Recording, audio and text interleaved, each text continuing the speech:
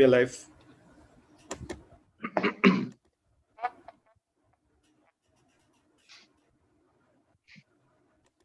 Hello and welcome to another episode of In Conversation With.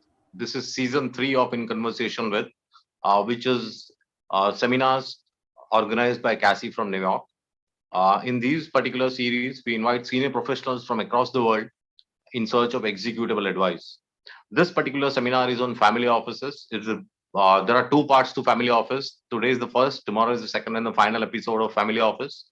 This promises to be an interesting session because we are talking to people who manage money for some very, very rich people and people from across the world. Before we begin, my name is Paresh. I am a member of the board of directors at CASI from New York. We are the world's largest peer-to-peer group for sustainability and CSR. We also run a very large volunteering platform with over 3 million volunteers. So beginning for the day, before we go on to Simon to start with, I have a question. And anyone can answer this question. I would request a short answer, a 30-40 second, 1 minute answer to this. My question is, the concept of family offices, as started by Rothschilds or one of the large families in the US, was typically to manage the family money when the expenses of the family are so huge that they need to be managed together. And then that is how the concept evolved into family office, right? But today, we have so many multi-family offices offered by wealth management companies that it has become a really retail product. So in terms of a family office, I can just do will management for somebody and call myself a family office. I can do any one small thing for a family and say, okay, we are managing a multi-family office, or I can offer a part-time CFO service and say, okay, we are doing family office. So what is really happening? Is the family office concept being diluted? Or there are so many families which have evolved and deserve family office service. How is it happening? What is the evolution there? So anyone, I would like to hear your thoughts with this. Hi, can I jump in? Sure. So hi, my name is Salil Thanawala here. I think family office as a concept, especially in India, is effectively becoming very pseudo to pure play wealth management. I think it is just construed as wealth management from the ultra rich. Now, because of that, I think there is a very lot of distinguishment between wealth management and family office. But family office as a concept is definitely much more larger, and I think that has got diluted over a period of time. People aren't focusing on the operating businesses. People aren't focusing on succession planning. It is very, very, liquid asset oriented. Okay. Over to you, Simon. Let's hear your thoughts on family office. What's your angle? Mr. Simon? Hi, thanks for the opportunity to join the conversation. So my name is Simon Littlewood. I'm originally from the UK. I qualified as a lawyer and then an accountant, and then went into banking. And then after that went into private equity and fund management. So I spent the last 25 years involved in management of funds, initially for institutions, and for the last 20 years for family office. And the bulk of that time has actually been investing in emerging market space.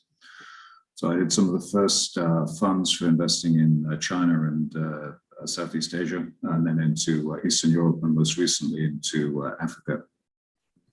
So for me, my angle right now, where I think a lot of the opportunities and the threats are related to sustainability.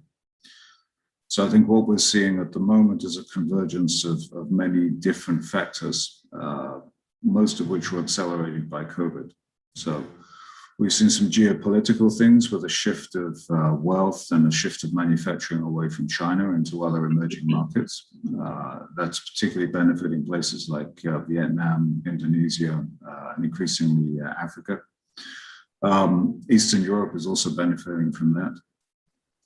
We're seeing issues like sustainability becoming huge. The Europeans led that. Now the US is coming in.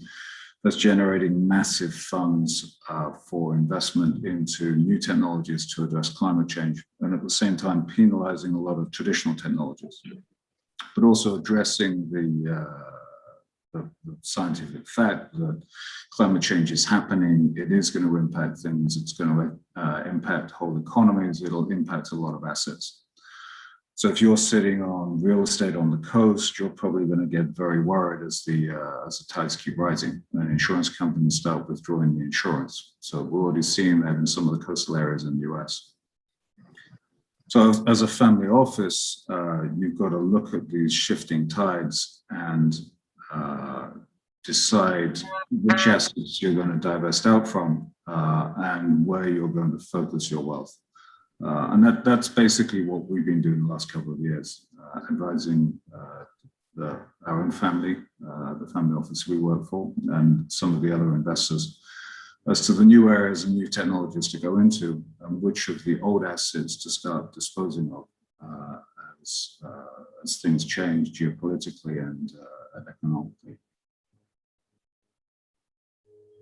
So it's a quick summary of how we view things. Mm-hmm. So, okay. Let me ask you this. You manage money from Hong Kong. We're actually a global family office. So it's a third generation now. So we've got family members and assets and businesses scattered globally. Okay. So I was talking to someone from Deloitte earlier. They are saying globally, the trend is the top three things are risk management, philanthropy, and legal. So the family offices globally, large family offices, single family offices, their core mandate is to manage the risk, philanthropy, and the legal angle for across the companies, the wealth, and transition from one generation to another. So in your experience, what has been, what are the top three factors? Is this these three same factors or something else? It depends on the family office, what generation it is. There's a huge difference between, say, a first generation family office and a third or fourth generation. The first generation tends to be run by the entrepreneur who made the money in the first place. He tends to be far more involved. And in many cases, he tends to focus the investment on the industry where they've got the most experience, where they understand what's going on, where they have the contacts, and where they can actively get involved in that value. Third generation, probably professional managers running the family office. They're looking to diversify risk, really avoid any kind of concentration. So, and quite often that's where the philanthropic comes in. The first generation tends to be the people that made the money, and they tend to be less generous.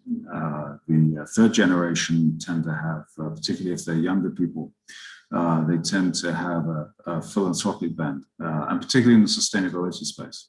What we see is that the older generation and the older family offices tend to focus on more traditional assets and traditional businesses, whereas the family offices that have been taken over by a younger generation are much more into sustainability and more interested in the philanthropic side, making sure that their investments make a difference rather than just make a return. So it's not one size fits all. It's very much you've got to look at the generations involved. That's a very interesting angle. That's a very interesting angle in terms of linearity of time. So as time passes, then it shifts from one focus to another. I'm sure Amrish will have some questions, but we are let's have a look at your presentation, Simon. Yeah, sure. We can. I don't know if you can put it on the screen or. 5 minutes उसने login किया फिर क्योंकि admit मैं नहीं करती correct You will be able to share your screen. I've given you the rights. You know, Derek, please turn your video on.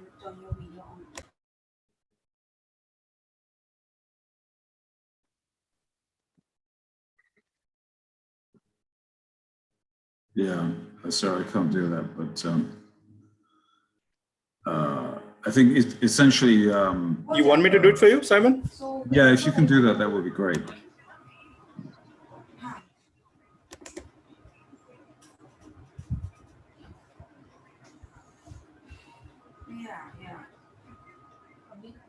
Yeah, because see,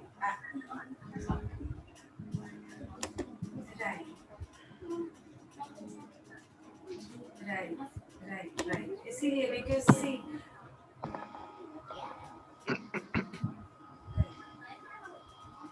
Yeah, sorry, that's not working. ठीक है, I will do that. And also like because वो बच्चों की list आई है, मुझे Yeah, you should be able to see it now. Yeah, it's on. We are able to see that. Yeah, if you can go on to the next slide. Okay, so these are basically the key things that we're focusing on. The first is sustainability, which is the main area where we're looking at, which is a shift of traditional assets over to new technologies, new businesses, and a big shift in wealth away from the older generation to a new generation who focuses much more on sustainability and the threats to the planet rather than the older generation. The other big theme which has come up with COVID is food and food insecurity. This is probably the area where at the moment we're committing most capital. The COVID caused huge disruption in the food sector, primarily because of logistics. So a lot of food producers were not able to export and move the stuff around, which meant they didn't have cash flow, which ultimately meant to the bankruptcy of the businesses. So we've actually been putting funds together and investing very heavily in the food sector in places like Africa, where they were quite badly hit from the lack of the export market. And they really need to upgrade a lot of their technology and have working capital to be able to start re-exporting and producing again. So with the rising price of food in places like China, some of the food products there have doubled since COVID started because of food shortages and these supply disruptions. And going forward, as food consumption rises in places like India and China and globally, the price of food and the supply of food is becoming an increasing issue. The rise of Africa is one of the other big themes that we work on. Africa's got 1.2 billion people. It's the fastest growing population on the planet. It's the fastest industrializing area in the world. A lot of the factories are beginning to shift there, but they're dealing with a relatively undeveloped infrastructure, particularly financial infrastructure. So what we're focusing on in Africa is putting the financial infrastructure in place to be able to deploy capital into this rising continent. There were some figures came out earlier today that they're anticipating around $2 billion worth of venture capital investment into Africa this year, which is a new record. But $2 billion for a continent of 1.2 billion people is nothing. It's a couple of deals in US terms. The other two points here listed on the left are related to the disruption caused by technology. A lot of what we've seen with COVID, what we were seeing before COVID, as technology starts replacing jobs and replaces traditional assets. So COVID accelerated that in things like the retail and logistics, where they would be forced to stay at home. But we're already seeing that in production. The factories that I've been to in the last 5 years, increasingly dominated by robots and mechanization with less and less people involved. What you do with all those hundreds of millions of people who used to work in factories and those jobs which are being replaced is the key going forward. And digitization is a part of that. We're heavily involved in digitization on the finance side. The fintech and digital technologies for the financing sector in emerging markets is a key way of moving things forward in places like Africa, where they don't have a lot of the traditional infrastructure. The other very big theme as well, which impacts what everybody's doing in the investment space, is the zero or negative interest rate environment. We have huge amounts of cash everywhere and more being printed every day, reducing interest rates to incredibly low levels that we haven't seen in generations, which is distorting investment. So you've got a stock market which is booming, you've got virtually free cash, and people everywhere looking for deals and transactions. We're seeing the biggest problem that most investors have is what to do with their cash, because interest rates at this level are likely to be there for some time. The flip side of that is it's increasingly difficult for smaller companies and those in emerging markets to actually access capital. So in a world awash with cash, what we're seeing is it's getting harder and harder to find money for those smaller businesses, higher risk businesses in emerging markets. And going back to the point you made earlier, Paresh, on the regulatory side, that's actually becoming a key problem for a lot of investors. The regulations are getting tighter everywhere, whether it's KYC, anti-money laundering, or taxation regulations, or confirming that you're complying with sustainability rules. So the risks for investors are rising, and that's feeding back into the investment committees and the family offices who are saying, right, well, do we really want to invest in a country where we're not certain that it is ESG or impact? Because the reputational risk going forward outweighs the return we can get from the investment. So those are basically the key points. So I'm happy to pass on to the next person and discuss these as a panel. No, that is. It was nice of you to make this presentation because I personally manage some money. I'm an advisor to two large families.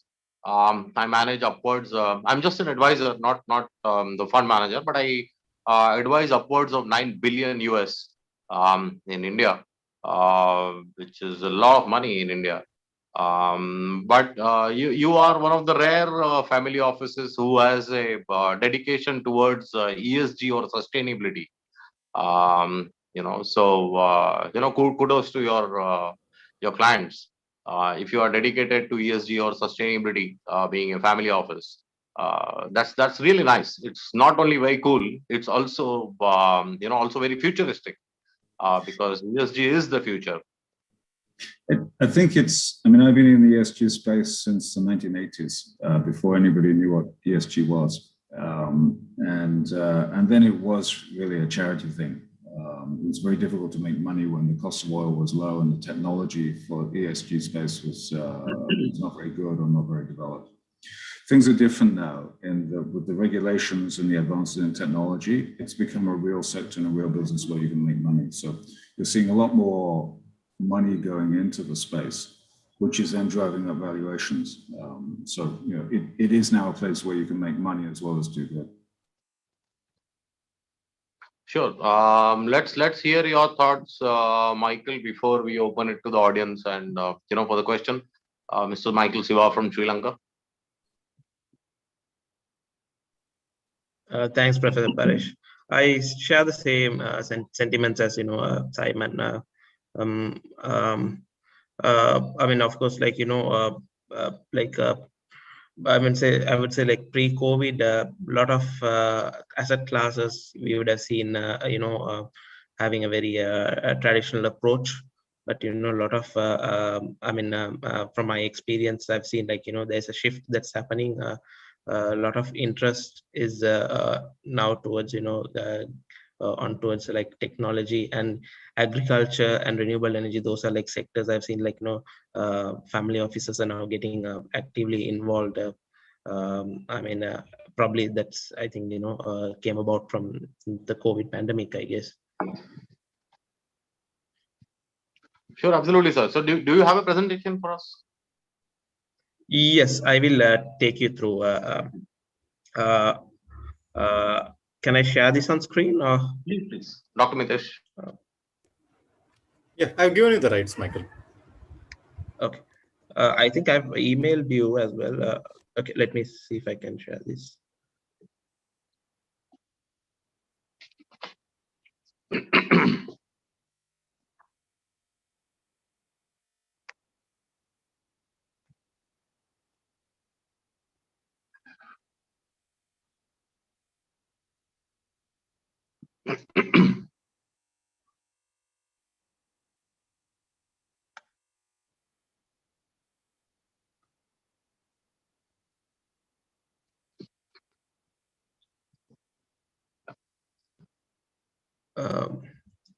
Can you see this on screen?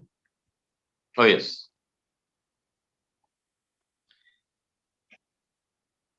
First of all, thank you, CASI New York, and thank you, Professor Paresh, for this invitation.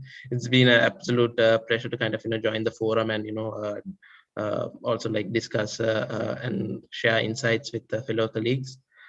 Just to give a bit of background about myself, so I head the finance for a multifamily office based out of Singapore. We have predominantly our asset classes are based in Sri Lanka, and we have an investment mandate towards kind of focusing on South Asia and Southeast Asia. So I mean, like I've been thinking about this last couple of days, and I thought of sharing, looking at four sections basically. Firstly, to kind of give a bit of background on the family office dynamics in Sri Lanka. As you know, I've been like working closely, probably I mean 5-6 years in Sri Lanka with my family office experience. So just to give a bit of background, right now in Sri Lanka, majority of the businesses are I would say like significant products and services are coming out from family offices. And right now, in the current context, you would see like from second generation to about fourth generations managing these businesses. And there are some, I mean, like renowned businesses with a history of more than 50 years. Yeah, I mean, to give a bit of history, probably some of the oldest family offices, started with tea, and then second generation taking over with expanding into different verticals, and the third generations further expanding. Now, I mean, like transforming them into larger corporations. So in terms of the four sections I was looking at is like to give you a bit of background on the family office context in Sri Lanka, and then to actually look at the asset classes held by these family offices, probably pre-COVID, and also like post-COVID, how this has changed, and also like to look at some of the challenges that came about from the COVID-19 itself. In terms of the asset classes, I think, I mean,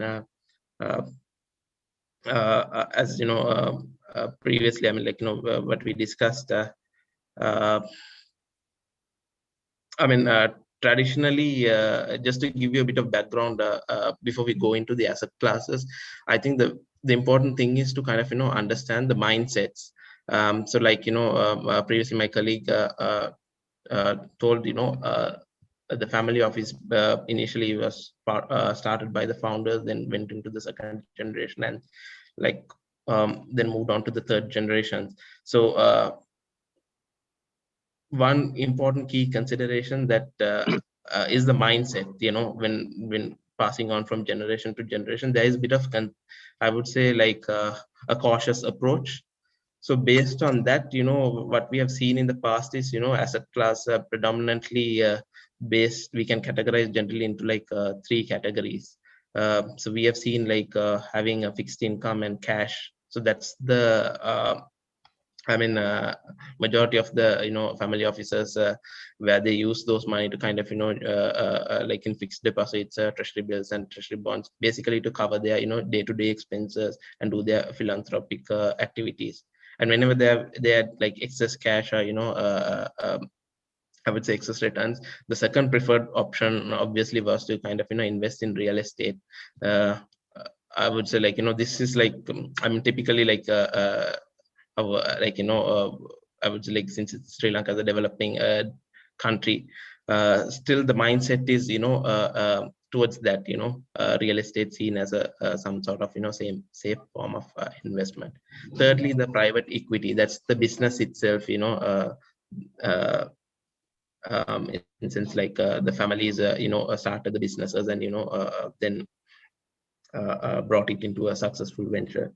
So these three categories are the, in general, what we see, what we have seen probably pre-COVID in terms of, the asset classes.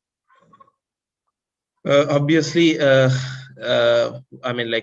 year was a challenging year.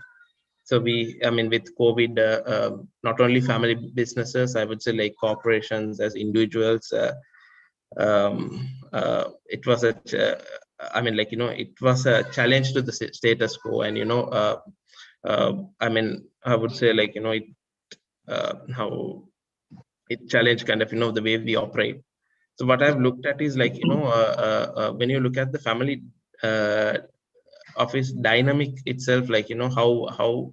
So I've looked at three considerations, or I would say the pain points and how they kind of impacted the family office dynamics. So basically, the three factors are cash flow, liquidity, and uncertainty. What I meant, when I say cash flow, for example, see, some of the changes that happened, for example, I would say, if you look at the leisure industry, obviously, not only, Sri Lanka, probably a few other countries as well, who, some of the family offices depend on, industries like hotels, restaurants, and probably tourism. So see, the normal, status quo of assuming you get these cash flows are now kind of challenged with lockdown, and probably I would say for the next 2 years or so, where there's a lot of uncertainty. So that cash flow was a key consideration, and also second is the liquidity. See, one thing, traditionally taking that cautious approach of having those asset classes was, for example, what we saw was, family officers kind of, families investing heavily into real estate.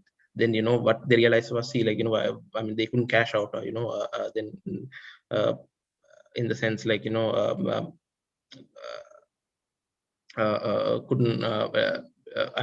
couldn't liquidate their real estate assets.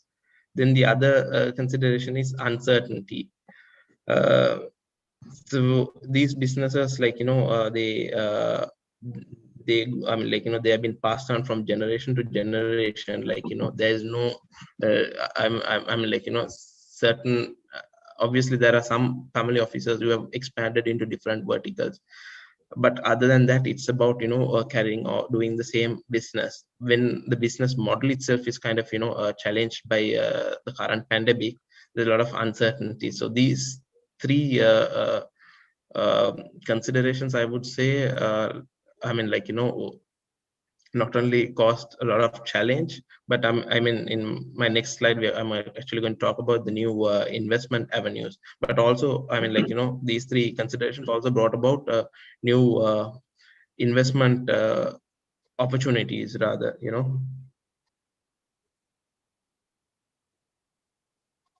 So in my previously, I was talking about how leisure industry was affected, where family offices kind of, had to kind of shift or, look at new industries.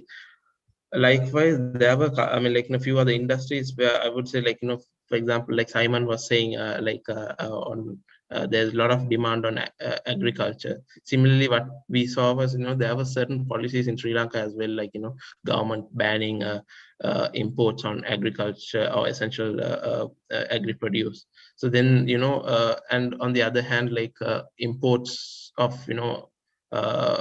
automobiles was restricted for the next 2 years. So those if you take those family businesses relying on these industries have to kind of look at new verticals or new business opportunities. So if you look at how these new opportunities or new in avenues played a part in changing these three key considerations. For example, now if you look at cash flow, for example, I put diversification, like, looking at new industries, they have to kind of, look at new industries where they get basically, like, the wealth is kind of, preserved, or, new wealth is kind of, created. And also the other issue with liquidity, for example, like uh, uh, mainly, like, previously the what we have seen is, like, family offices having like private equity. Not many families I've seen, like, in Sri Lanka, investing into investment funds, or, mainly because, they prefer direct investments. And also, like, if you look at when it's like when the business is transferred from one generation to another, like the business secrets, or the, the the salient points, or, the strategies were passed on. It's a very closed kind of, very secretive kind of model that was adapted. But what they realized from COVID was, you need liquidity. And also, like, from a government perspective, like, they have a incentives to kind of, family businesses look at, listing, and also, like, look at IPOs, and also to kind of, get into the with the stock market, to increase, or, increase their liquidity. So that is one thing that happened in, I mean, like, in the past couple of months, we are seeing, a lot of family offices looking at IPOs, and, trying to create more liquidity in terms of their asset classes. And also, in terms of uncertainty, what we have seen is, like, the younger generation, like previously, I would say the old man was the boss, or, the old generations were dictating terms. And, you see now the younger generations kind of, stepping up and taking over the management with, new ideas. But that's what I mean. That's what has been happening, I would say, like, last year or so.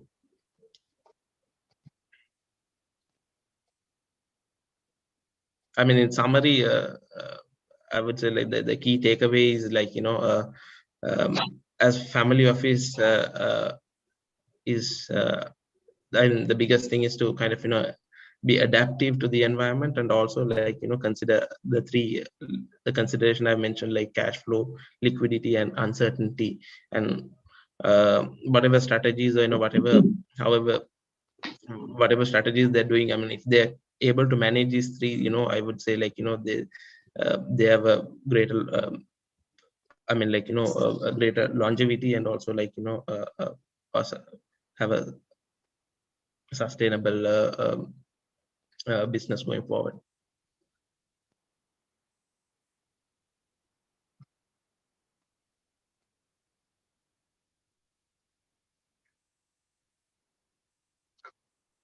Is that the last slide? Can I ask you a question, Michael?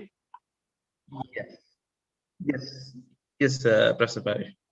Okay. No, that was an absolutely amazing discussion you shared, or thoughts you shared.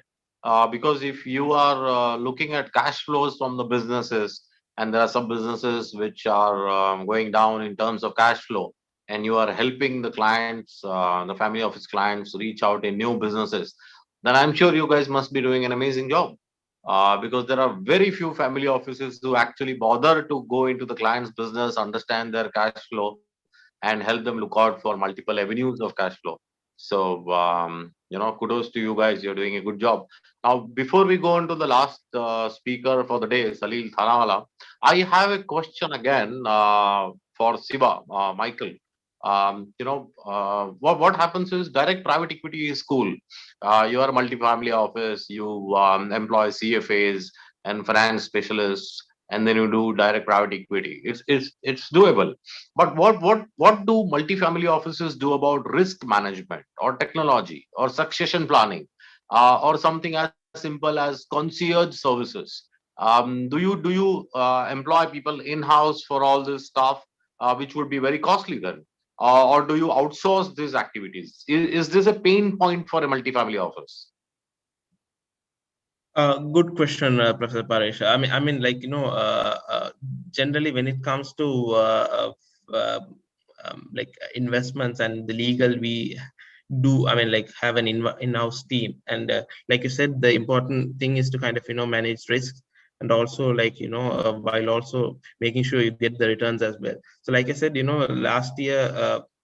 I mean, with COVID, a lot of changes. I mean, uh, we can see a lot of changes. Even our existing portfolio, we saw like pre-COVID. I would say like leisure was one of the sectors that we are kind of heavily depending on. But I mean, like post. I mean, like with COVID.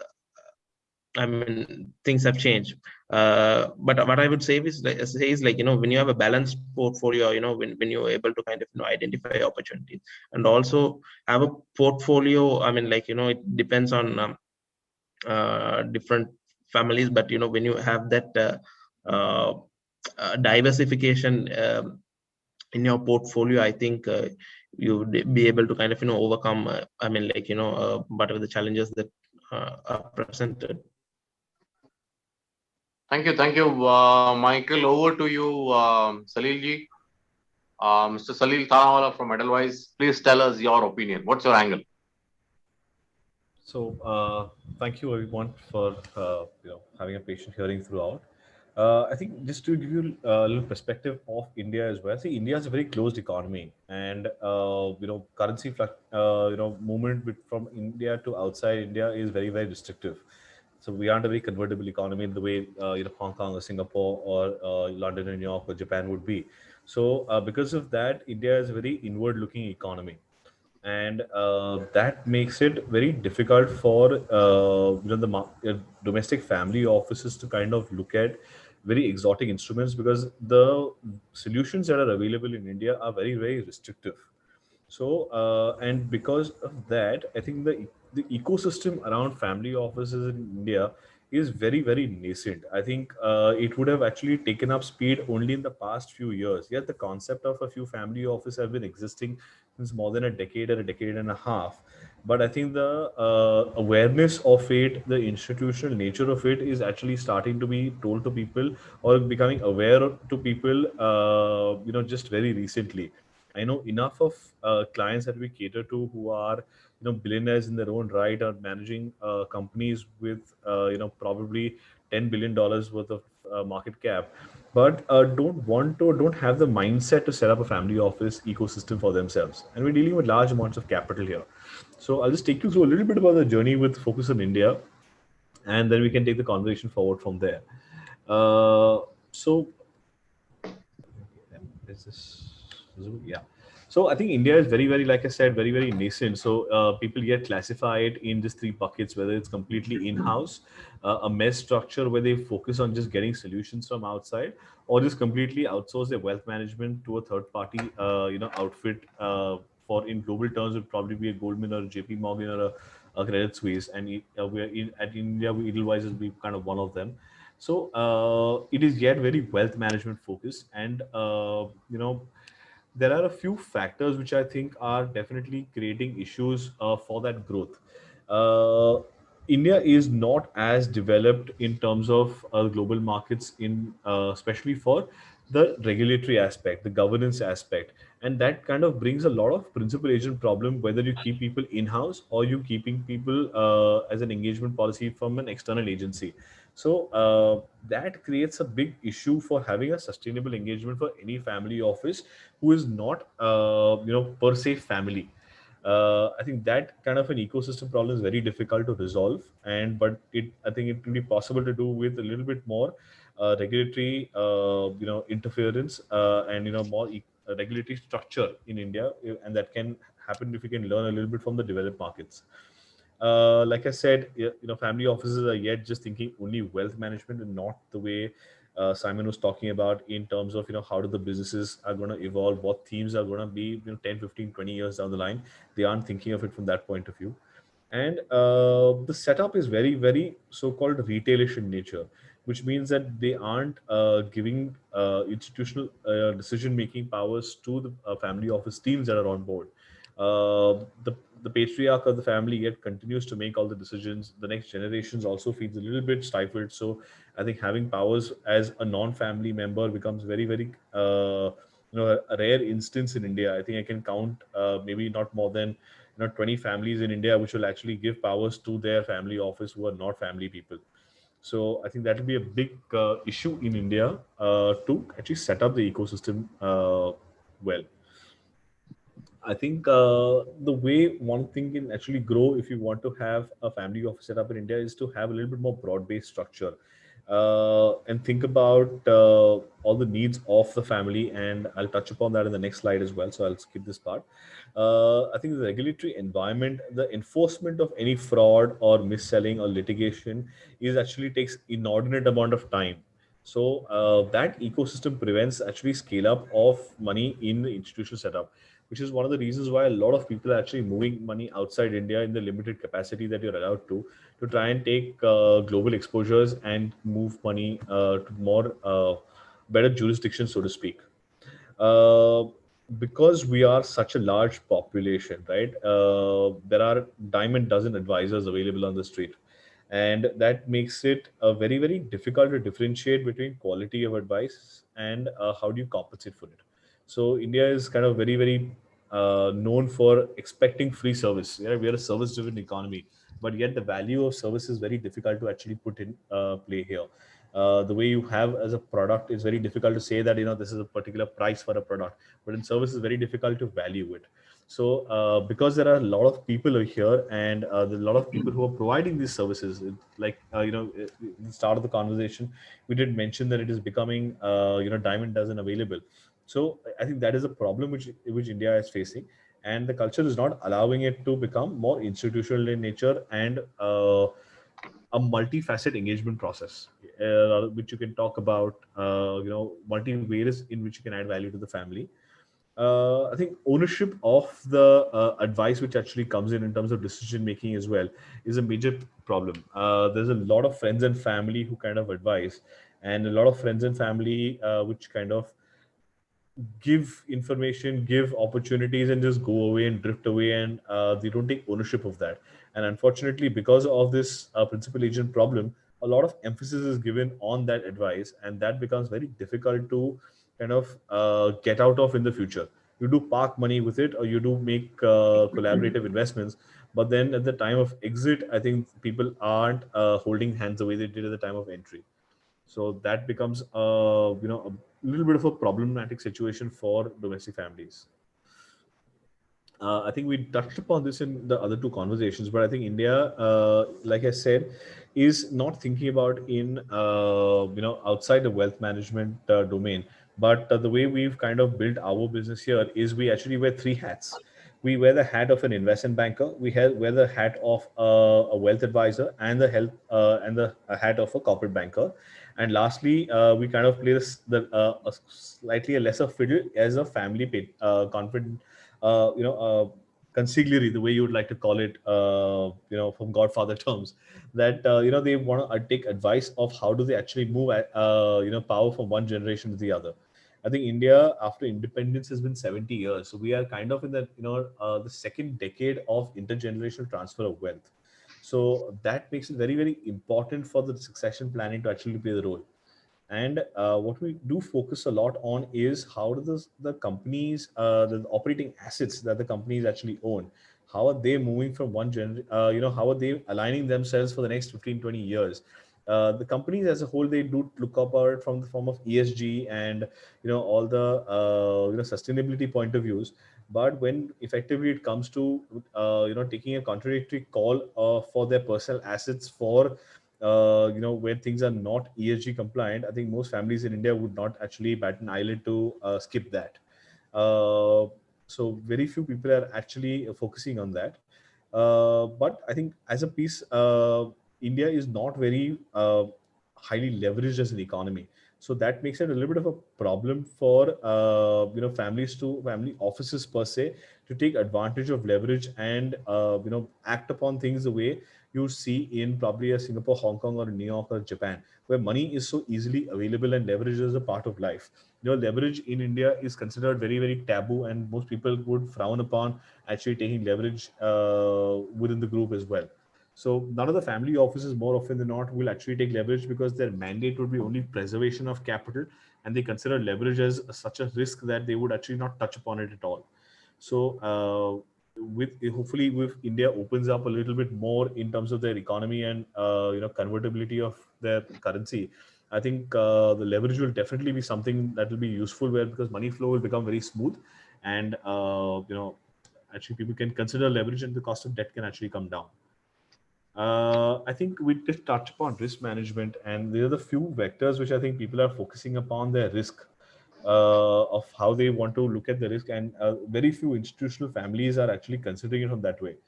I think people is a very important risk which people don't take cognizance of, as the people who are taking decisions within the family office. I think to keep them on board for a longer period of time is a challenge, because people can keep job hopping here and there, and that becomes difficult where the ownership of the decision does not actually go through seamlessly. So the assumptions which were taken for decisions at that point of time kind of just fizzle away, because documentation of all these things is not in black and white. Indians don't believe in black and white documentation so easily. I think a lot of it is more word of mouth, and because of that, the risk of forgetting the decision and the rationale for the decision is very high. I think governance is a big problem, where everybody in the family office, if you're not the family, or in some cases, even if you are the family, trying to get few drops of water out of the entire lake for personal, would you say, for personal pleasure, so to speak, is unfortunately is a very, very active concept in India. So creating an entire governance ecosystem and ensuring the right decisions are taken, the right spirit for the owners of the capital is actually something which people need to focus on. A little bit on the asset side, of course, price risk is something which people look at. We focus in terms of drawdowns, because the concept of VAR is something most people don't understand in India in terms of actionable. So we just think that, okay, look at it from the point of drawdowns, because India is a volatile equity market. Liquidity is very, very sporadic in India. You don't get liquidity in the cases where black swan events were to happen. I think in the COVID time, where Indian equity is actually corrected by 40%, liquidity had just completely washed out the window. Equity, you actually had liquidity, but the credit markets, of course, the liquidity just completely washed away. Even if families are not taking funding or leverage, they are exposed to ALM. I think the previous speaker also spoke about the fact that there's a large amount of expense that these families have. So the commitments of these families vis-a-vis where the money is allocated in terms of locked-in solutions, business operating businesses don't have liquidity, is a major challenge. I think in terms of ALM, also what happens is people do end up focusing. India actually does not give up equity ownership, so you end up taking leverage only at the holding company to invest back into the business, and that entire ecosystem is the only place where leverage is kind of acceptable. And the ALM on that, where the operating business is cyclical, but the interest payouts are actually more regular, is a big problem for domestic families. And I don't think people actually think about it from that point of view, while creating structures around which, and they actually tend to end up losing their businesses. With the IBC code coming into India, that is the bankruptcy code which came into India about a couple of years back. I think a lot of promoters have actually started to lose their operating companies, their family jewels, and the crown jewels in that. So I think ALM is a risk which most people do not actually focus on, but people just believe that it is only meant for banks. But it is applicable for a family office as well. Again, credit is a risk which Indian families do not actually consider as much, because they don't invest in credit, because the overall structure in India is not that solid for reporting transparency. I think people don't trust the fact that investing in credit is actually a meaningful avenue to look at, because of the it is, when you go down to small cap companies which are probably $500 million or less, transparency, genuinity of the numbers becomes a little bit of a challenge. So credit is a market, I think, is restricted to larger institutional players and larger family offices. But unfortunately, what happens is credit in the peer set ecosystem is so loosely given that, and without proper documentation, that enforcement of that in case your peer set business goes for a toss is a big risk. And the way you would like to say, okay, I know someone, and okay, he'll not default. I'm giving him probably 100 million, and he will return it when the business comes back. But what if the business does not come back, and you do not land up having any enforcement documentation for it? I think that's a huge risk Indian families actually face, and they don't have the mindset to actually solve it. I discussed about currency a little bit a while back, where because convertibility is a problem, people are definitely transferring a large amount of capital out. I think on an average, about $2 billion of assets are actually moving out of India every month from the larger families. Of course, it has sporadic movements on that, but on average, about 1.5 billion to 2 billion is moving out to geographies like the Middle East, Singapore, Hong Kong, and London. And that is purely because people want to be considered now global citizens. De-risk their India risk. They are having next generations trying to settle abroad, and that creates a problem for them because convertibility of rupee is a problem. So once you become a certain size, very few families want to have all their eggs in the Indian currency as a risk management tool. So I think that is. I think that end of what I had to say. I was asked to be brief. Thank you very much, Salil bhai, for this nice presentation. You were very direct on the upsides and the downsides of Indian family offices. I am sure that would be of interest to all the viewers and the other participants. For the benefit of all, I would like to introduce Usha ji. Usha ji, are you here? She's from batch of 78. I am Ahmedabad. Your founder Salil, your founder Rasesh ji is batch of 1978. I am Ahmedabad.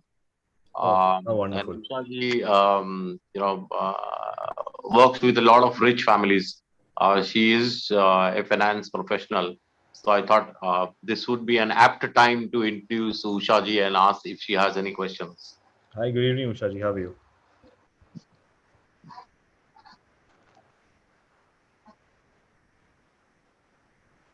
I believe she would have had some network issues, got dropped off.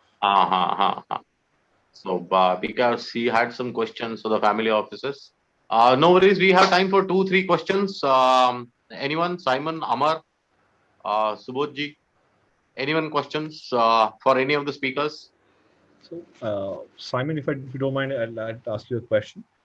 Yeah, sure. When you're looking at Africa and the fragmentation of Africa, the way it is, and the lack of laws, enforcement of laws there, when you're looking to park capital, these kind of jurisdictions, what sort of measures do you all actually take as a family to mitigate that risk?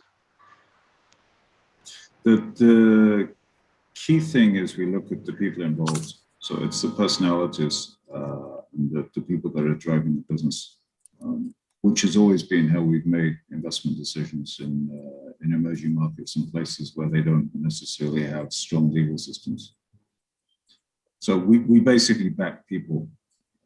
Businesses change, environments change, regulations change. But if you're backing people that are basically honest and have the intention to give you your money back, that's much stronger than having a regulatory system or a good legal agreement.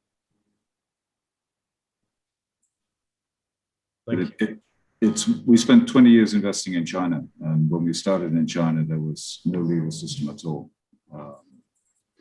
So it was very much based on getting to know the people and making sure that you continue to add value, which is another key factor. So when we invest in businesses, we only invest where we see that we can add value to that business and help them grow the business, instead of just putting money in and then phoning them up every month and saying, when are you going to give me my money back? Simon, I was hoping that you start investing in India also. India is such a big place that we've shied away from it just because it's so much of an effort. There's so much work to be done to find the relationships and do the work. So it took us about 10 years to get to know China, and I don't have another 10 years of work to look at India. That is putting it very subtly. I'll leave it to younger people. Do we have any other questions, please? So I had one particular question. So just Yeah. want to understand from the perspective of a family offices. So when you go about advising any family for investing in a particular startup, so how what is the process like? How do you go about it, and how do you identify the startup to invest in from that perspective? Because I come from a startup ecosystem, so just wanted to understand from the perspective of a family office.